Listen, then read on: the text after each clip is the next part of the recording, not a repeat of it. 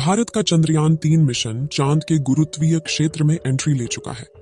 14 जुलाई 2023 के दिन दोपहर के 2:35 पर बाहुबली चंद्रयान-3 ने श्रीहरिकोटा के सतीश धवन स्पेस सेंटर से एक सफल उड़ान भरी और अब चंद्रयान-3 अंतरिक्ष में पहुंचकर चांद के इलेक्ट्रिकल रूट में एंट्री ले चुका है, जिसमें सफर करते हुए स्पेसक्राफ्ट धीरे धीरे चांद की धरती के पास जा रहा है। लेकिन अब इसका आगे का सफर इतना आसान नहीं होने वाला और इस सफर में सबसे मुश्किल है इसका आखिरी पड़ाव, जिसमें यह 23 अगस्त के दिन चांद के दक्षिणी ध्रुव पर सॉफ्ट लैंडिंग करने की कोशिश करेगा। और इसी प्रयास में साल 2019 में चंद्रयान-2 का मिशन असफल हुआ था। सतह पर बेहद स्थिर और हल्का वायुमंडल मौजूद है। यह तो आप जानते ही होंगे कि साल 2009 में चंद्रयान-1 मिशन ने चांद पर पानी की खोज की थी।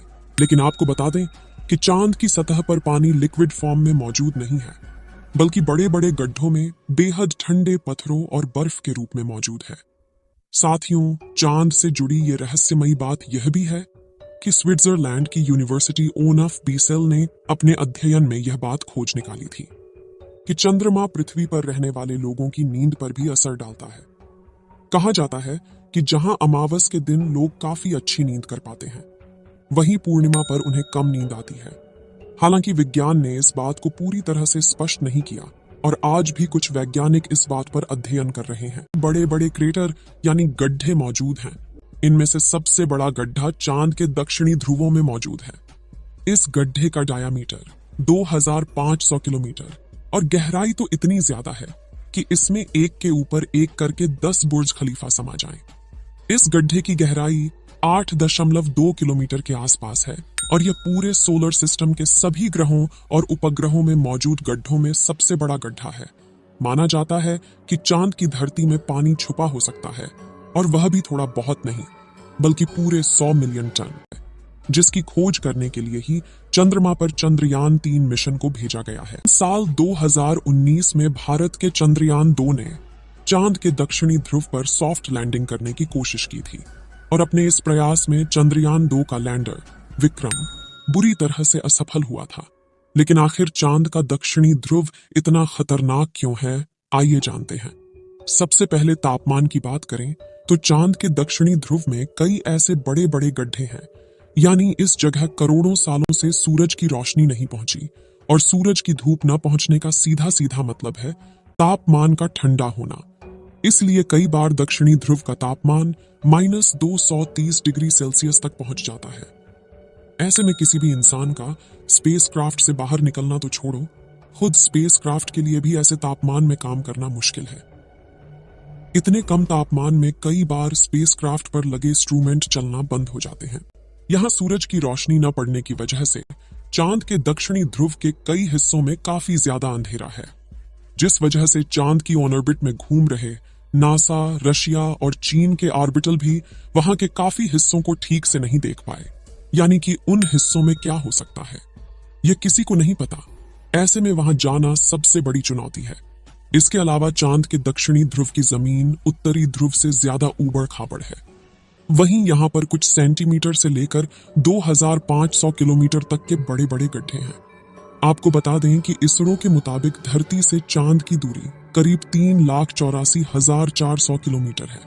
ऐसे में इतनी दूरी पर लैंडर से डीप स्पेस कम्युनिकेशन बनाए रखना काफी मुश्किल होता है, क्योंकि इतनी दूरी पर रेडियो सिग्नल कमजोर हो जाते हैं और एंटीना से बहुत ज्यादा बैकग्राउंड नॉइज आता है।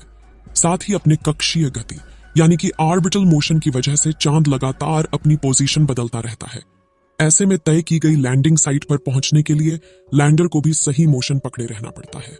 इसके अलावा चांद पर पृथ्वी से कम ग्रेविटी है और बहुत पतला वातावरण है। साथ ही चांद के दक्षिणी ध्रुव में काफी बड़े बड़े पत्थर और गड्ढे होने के साथ धूल उड़ती है, और ये सभी कारण किसी भी लैंडर को लैंडिंग करने में काफी चैलेंज देते हैं। पिछली बार चंद्रमा की सतह से 2.1 किलोमीटर पर चंद्रयान-2 के लैंडर से इसरो का संपर्क टूट गया था, और इन्हीं में से किसी एक कारण की वजह से वह चांद की सतह पर क्रैश लैंडिंग करके तबाह हो गया था।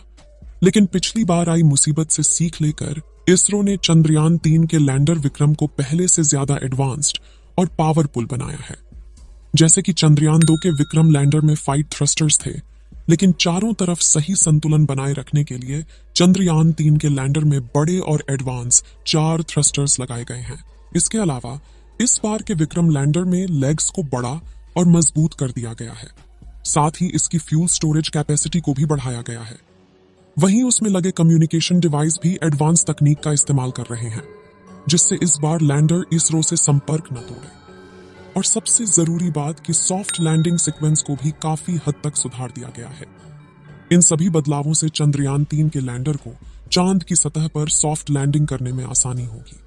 साथ ही उन सभी बदलावों को टेस्ट करने के लिए सिमुलेशन चलाकर विक्रम लैंडर की हजारों बार टेस्टिंग की गई है, जिसमें ठंडे तापमान में उपकरण चल रहे हैं कि नहीं, उनकी जांच करना, लैंडर के पैरों की मजबूती टेस्ट करना, कम ग्रेविटी में थ्रस्टर्स टेस्ट करना, ऊबड़ खाबड़ सतह पर लैंड करवाना, ये सभी शामिल है।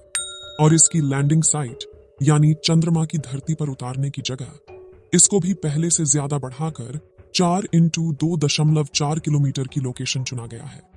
और यदि सब कुछ प्लानिंग के मुताबिक रहा तो 23 अगस्त के दिन विक्रम लैंडर को चांद की सतह पर लैंड करवा दिया जाएगा। अगर चंद्रयान 3 ने सफलतापूर्वक लैंडिंग कर ली तो भारत पहला देश होगा जिसने इतनी भयानक जगह पर लैंडिंग करवाई है। चंद्रयान 3 के सफल होने की दुआएं आप कमेंट बॉक्स में करते रहें।